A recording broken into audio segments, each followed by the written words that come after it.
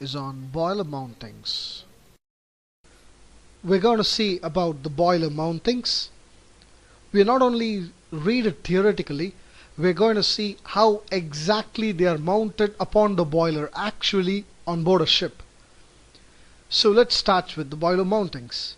When somebody asks you what are the boiler mountings, you got to start from the top. You got to bring the picture of the boiler in front of you and then imagine and then say all the mountings right from the top to bottom. Let's start one by one. So a boiler must have two safety valves, an air vent valve, main steam stop valve is required, but auxiliary steam stop valve can be found only in medium to high pressure boilers, a pressure gauge, two independent water level indicators, and out of which at least one must be present on the boiler in local, and two independent feed check valves. One will be main feed check valve and with the water level controller, and other will be the auxiliary one which doesn't have the automatic water level controller. And it must have a sampling cock, a scum blowdown and bottom blowdown, and a peephole. So not only we are not constrained only with these mountings, we have others too. These are not called as mountings, but these can be said as accessories. So these are easing gear, feed water controller, and you can call it as water level controller, combustion controller, soot blower, gagging tool, and plugs, which are essential for a boiler to be safely operated when the ship sails out at sea. So let's see one by one how and where they are located on the boiler. First we start with the safety valve. Now we have two safety valves over here, and the boiler main steam stop valve and a pressure gauge here. These are all located on top part of the boiler. And here is the water level gauge glass. As I said, we have to have two independent water level indicators, out of which one has to be local. So this is the local one, and the other one can be a remote water level indicator or two gauge glasses. And since the water level is over here, you got to have the scum blowdown valve here, and you have the burner here and the blowdown valve, two blowdown valves here. So salinometer, sampling cock, and the feed water inlet valve cannot be shown in this section, so we will see actually how they are located now. We'll start with the safety valves. So this picture has been taken exactly on a boiler how the safety valve is. So these are the two safety valves which comes from a common chest on top of the boiler, and they have separate waste steam outlet. They should never be connected together, and it has the easing gear wire arrangement here so that during any emergency you can ease up the safety valve. That's why it's called as easing gear, just to relieve of the steam pressure temporarily. And the next picture shows one more arrangement of a safety valve. So this wire goes through a pulley mechanism and down to the boiler combustion area, so that one need not to climb up two platforms top to operate the safety valve. They can operate it from the remote and safe location. That's the reason we have a wiring mechanism with pulley arrangements. So one must be interested in knowing what is this on the waste steam pipelet and a drain pipe going over here. Let's say the safety valve outlet is going to the funnel and there is some rain coming out. There are chances that water might come in, and if this is not provided with a drain arrangement, this can accumulate on top of the valve, adding the lifting pressure of the valve. Let's say the boiler safety valve is set to lift at 7 bar. With the water on top, it might lift at 8 or 9 bar, who knows. So you got to have a drain collecting mechanism and a competent drain to drain the water continuously if there is heavy sea out there. And one more close-up snapshot of a safety valve. During frequent inspection, you got to inspect this bulldog clips. There are chances that due to age of ship and vibration, the bulldog's clip might give way, and when you want to ease up, this gives way. You can't operate the safety valve. That should not be the case. And let's see now how easing gear works. When you pull the gear, that is a lever from the boiler platform, this is somewhere 2 platforms up from the furnace area. So when you pull it, this will be lifted up. Let's say I run to the boiler operating platform and I pull the easing gear up. So due to the pulley mechanism, this wire is pulled up and this drags the lever this way, which means there is a small cam-like surface, a projection over here, which goes and strikes on this plate and then just lifts up the valve spindle. When the valve spindle is lifted up, the steam escapes out to the waste steam pipe. So that's it. And now this is a small air vent valve. It's a very simple valve, just with a valve handle. Just we can open, and this air vent, it should not be just opened up to the atmosphere. It has to bend and go down to the boiler coaming, right to the boiler operating area, and released in the funnel on the coaming. It has to be safe way. It has to be in a safe way, in fact. And this is the main steam stop valve. I can't remove the lagging and take up the picture, but this is a simple right angle screw down non-return globe valve. It can differ in various arrangements, and it should be noted that you never have to throttle this valve. You got to always keep it either full open or full shut, as this is the only valve between the boiler and the entire steam distribution line. If this starts to leak, that's it. You can't isolate a boiler. So better don't throttle this valve. And next comes the pressure gauge. So usually this must be calibrated and then working in a perfect condition. And if there is no way at sea you can change the pressure gauge, there must be the error which has to be marked over here. Usually you can find this in older ships. The error is marked until the next recalibration is done on this pressure gauge. So the red needle is indicating the maximum operating pressure, and this is the current working pressure is the black needle. And let's now go to the main feed check valves.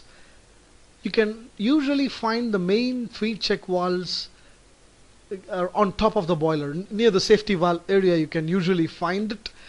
The feed line right from the hot well area, from the boiler feed pump, it climbs up through the boiler and then supplies the water to the steam drum, where the water gets collected, and from there the circulation starts. So you can always find the main feed check valve on top of the boiler. There will be 2 valves. So if you have to throttle, if you don't have a controller like in olden ships, you got to throttle only the second valve, which is away from the boiler.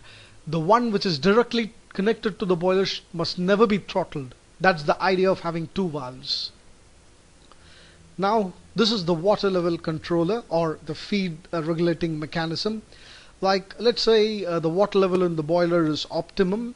Now this control valve will start to slowly close down, allowing less water to the boiler, just coping up with the steam load, So in the future videos we will be discussing about the complete mechanism of how the feed water is regulated.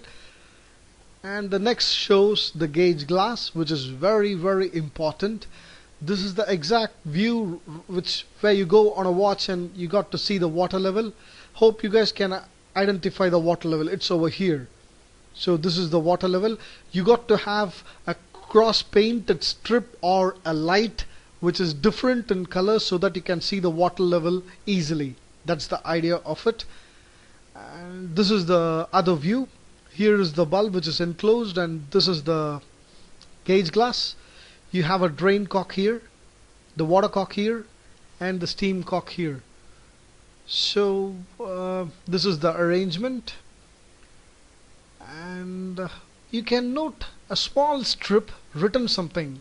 So when you look at in the front view, these strips will show the lowest water level, low water level, normal and high water level. These are the strips, and here is one. So it will be clearly written on it. Olden boilers you don't find it, but new boilers definitely there will be a stamp which is the normal water level. And in some big boilers you can find how much mm.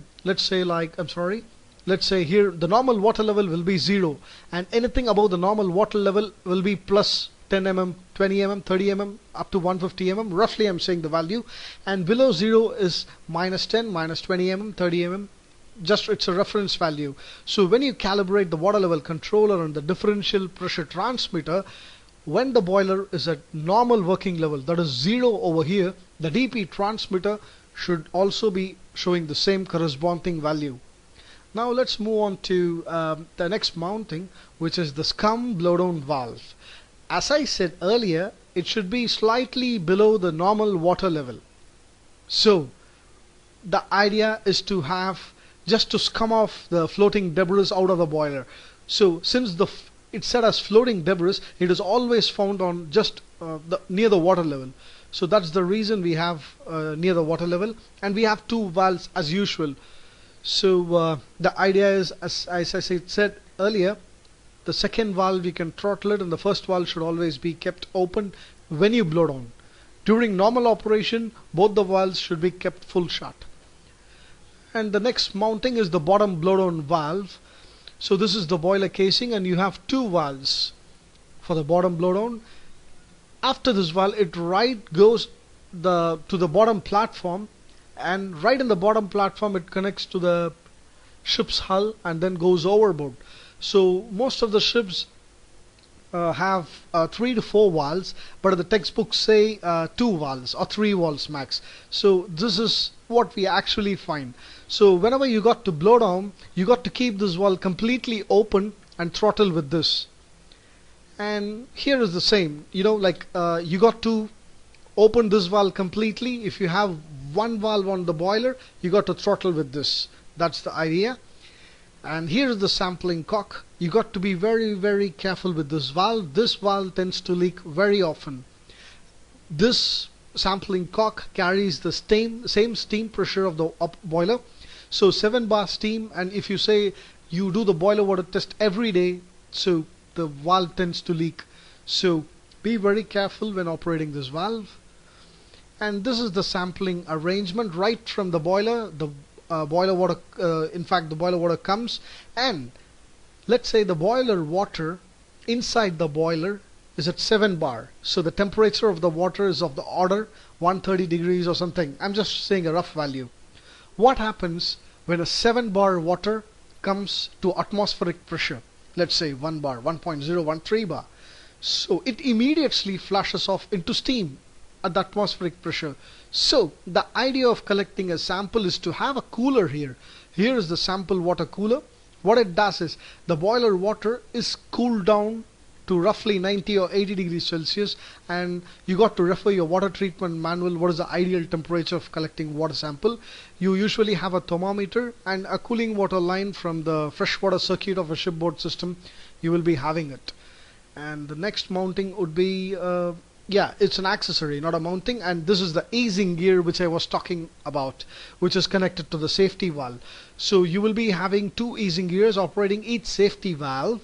So since most of them has never operated it, so in emergency people think that we just pull it. No, you can't just pull it down. You have to screw it out, like you got to turn it clockwise or anti-clockwise for open and close respectively. That's how you can open. Easing gear, you can even keep the safety valve open for 1 turn or 2 turns, something like that. So it also depends on various manufacturer type. If you have a thread, refer to the manufacturer's manual and decide upon the operating system on your ship. And this is what the current scenario of boiler is. This is a typical gauge glass again, and you have, as I said, the strip is there, the very low water level and the normal water level marked here. You have the cock, that is steam cock over here, and the water cock here, and the drain cock here. So these cocks are somewhere on top of the boiler, which is not normally easily accessible. So in order to blow down a boiler which is very tall, when you blow down from here, you can't see what is coming down near the funnel on the boiler combing. So the recent generation boilers have a rope tied to a pulley arrangement so that one can stand near the funnel and watch what's coming out of through the drain lines. So when you operate it with the lever, you can just see what is coming out of the funnel. Alright, so that's the idea of having these ropes. And yeah, this is how the wire and pulley mechanism for the gauge glass looks like. Here it's clearly marked open open and shut shut for bottom and top cocks. So this is a typical boiler water plug, and if at sea if some tube leaks, you got to plug the boiler tube with this. So make sure you identify such plugs before you set out to sea.